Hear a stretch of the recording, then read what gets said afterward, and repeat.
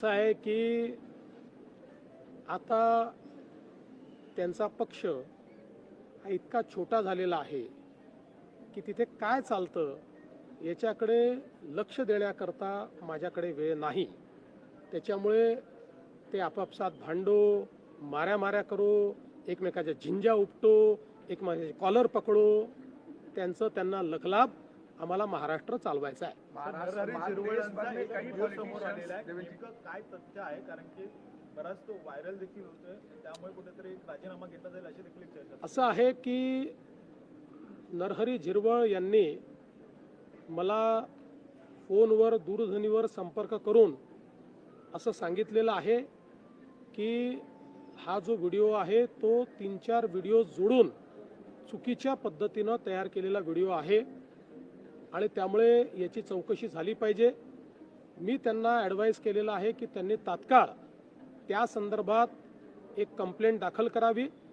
या व्हिडिओची शहानिशा ही करण्यात येईल आणि एकूणच जी काही इमर्जिंग परिस्थिती आहे त्या परिस्थितीवर त्याची सत्यता काय आहे ती पडताळून या ठिकाणी त्यांच्या पक्षाच्या नेत्या सुनेत्राताई पवार आणि आम्ही मिळून योग्य निर्णय करू. सगळे राज्यात पावसाचं संकट पाहायला मिळतंय. शिरोळ अडचणी देताना पाहायला मिळतात. यापूर्वी सुद्धा त्यांच्या कार्यालयामध्ये लाच घेताना त्यांच्या अधिकाऱ्यांना अटक करण्यात आली होती. यावेळेला सुद्धा त्यांच्यावर आरोप होत आहेत. सरकारवरती या सगळ्या गोष्टींचा कुठेतरी सरकारच्या प्रतिनिधी परिणाम होतो. बघा, असं आहे की मागच्या काळात जी घटना घडली त्याचं पूर्ण चौकशी झाली, त्याच्यामध्ये कुठेही झिरवाळांपर्यंत संबंध गेला नाही. आता जी घटना आहे, जे काही व्हिडिओ समोर आले ते गंभीर आहेत, त्यामुळे त्याची सत्यता पडताळणं हे अत्यंत गरजेचं आहे आणि ते जर सत्य असतील तर त्याच्यावर योग्य ती कारवाई होईलच. प्रकरणामध्ये पुन्हा काही व्हिडिओ समोर येत आहेत. सोना शिंदे यांचे माजी खासदार यांचा देखील व्हिडिओ समोर आलेला आहे. आणखी एक गुन्हा दाखल झालाय. काय नेमकं असं आहे की पहिल्यांदा तर त्यांच्यासोबत कोणाचे फोटो येतात, कोणाचे व्हिडिओज येतात, याच्यावरनं आपल्याला या सगळ्या गोष्टी डिटर्मिन करता येणार नाही. फोटो आणि व्हिडिओज आलेल्यांचा सहभाग आहे का हे महत्त्वाचं आहे आणि तो सहभाग कोणाचा असेल तर कारवाई होईल, नसेल तर केवळ फोटो या ठिकाणी एखाद्याचा निघाला, आता आम्ही सगळे इथे उभे आहोत, आमच्या मागे कोण उभं आहे आम्हाला माहिती नाही आणि त्याच्यासोबत फोटो निघाला, उद्या त्यांच्यातल्या कोणी काय केलं म्हणजे इथे कोणी करणार नाही, तरी देखील अशा प्रकारे आपल्याला दोषी नाही पकडता येणार. पण एक गोष्ट निश्चितपणे मी सांगतो की या प्रकरणामध्ये कोणालाच सोडण्याचं कारण नाही आहे. अतिशय डीप आम्ही जातो, अनेक नवीन गोष्टी लक्षात येत आहेत. अजून काही FIR येत्या काळामध्ये होण्याची शक्यता आहे. काही विक्टिम्स अजून पुढे येत आहेत, काही महिला पुढे येत आहेत. याच्या व्यतिरिक्त काही लोक आर्थिक फसवणूक झाली म्हणून देखील पुढे येत आहेत. त्यांचेही FIR हे लवकरच आपल्याला पाहायला मिळतील. पण या निमित्ताने एक अजून गोष्ट मी सांगतो की या प्रकरणामध्ये ज्या दुर्दैवी महिला विक्टिम आहेत त्यांचे व्हिडिओ हे काही लोकांनी सोशल मीडिया साईटवर अपलोड केले आहेत. ते आम्ही आता त्या ठिकाणी सोशल मीडिया साईटवरनं हटवले आहेत. पण ज्या लोकांनी अशा प्रकारचे व्हिडिओ सोशल मीडिया साईटवर अपलोड केले असतील त्यांच्यावर फौजदारी कारवाई केली जाईल.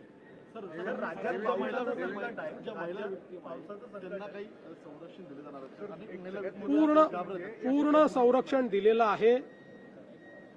महिला ज्या काही विक्टिम आहेत त्या समोरच याकरता आल्या की त्यांना पूर्ण संरक्षण दिलेलं आहे आणि यापुढेही ज्या महिला येतील त्यांना पूर्ण संरक्षण दिलं जाईल. आणि म्हणूनच यातलं सगळ्यात महत्त्वाचं संरक्षण हे गोपनीयतेचं आहे. काही लोक ती गोपनीयता भंग करण्याचा प्रयत्न करतायत, त्यांना फौजदारी कारवाईला सामोरं जावं लागेल.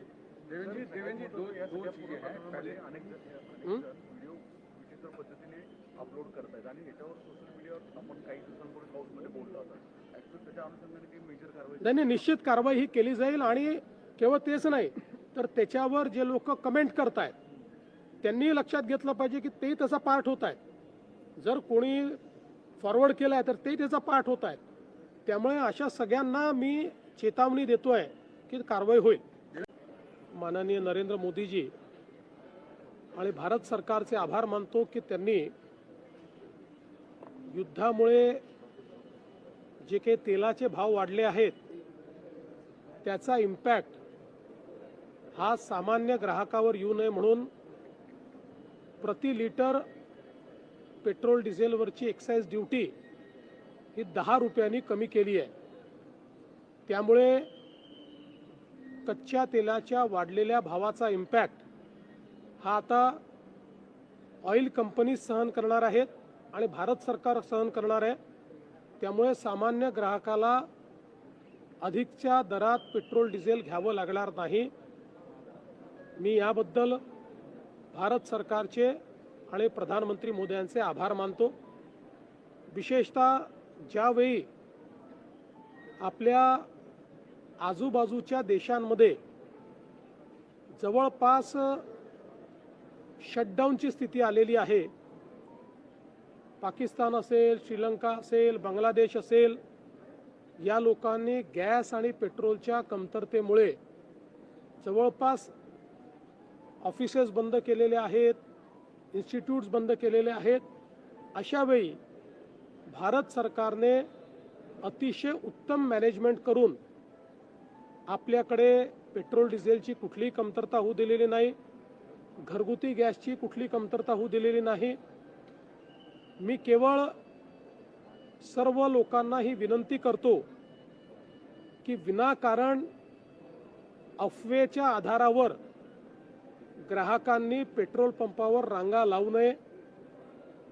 आपल्याकडे 1 महिन्याचा पेट्रोल डिझेलचा पूर्ण स्टॉक या ठिकाणी आहे, पण विनाकारण जर पेट्रोल जास्तीचं भरून घेतलं, रांगा लावल्या, तर त्यातनं सप्लाय आणि डिमांडवर ताण निर्माण होतो आणि कृत्रिम टंचाई निर्माण होते.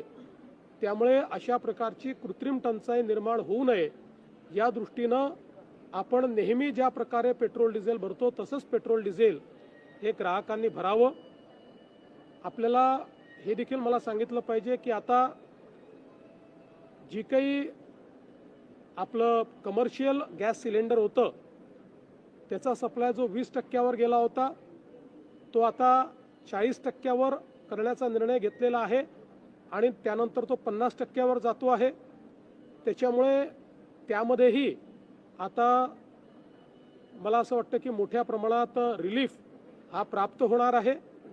आणि ज्या प्रकारे भारताची डिप्लोमसी चाललेली आहे आणि माननीय प्रधानमंत्री मोदयांचं इंटरव्हेन्शन चाललं आहे, त्या दृष्टीनं मला असं वाटतं की पुढच्या काळात तोही सुरळीत होईल अशी अपेक्षा आपण धरूया. लॉकडाऊन लागणार नाही हे केंद्र सरकारने जाहीर केलेलं आहे. जे लोक अशा अफवा पसरवता आहेत त्या सगळ्या लोकांवर फौजदारी कारवाई केली जाईल. मी स्पष्टपणे सांगतो, अशा पद्धतीच्या खोटी माहिती फेसबुक किंवा एक्स किंवा कुठल्याही सोशल मीडिया प्लॅटफॉर्मवर टाकणं किंवा अशा प्रकारच्या खोट्या पोस्ट या व्हॉट्सॲपच्या माध्यमातून पुढे पाठवणं, तुम्ही फॉरवर्ड तरी केली तरी तो गुन्हा ठरेल आणि अशा गुन्ह्यातल्या प्रत्येकावर फौजदारी कारवाई होऊ शकते.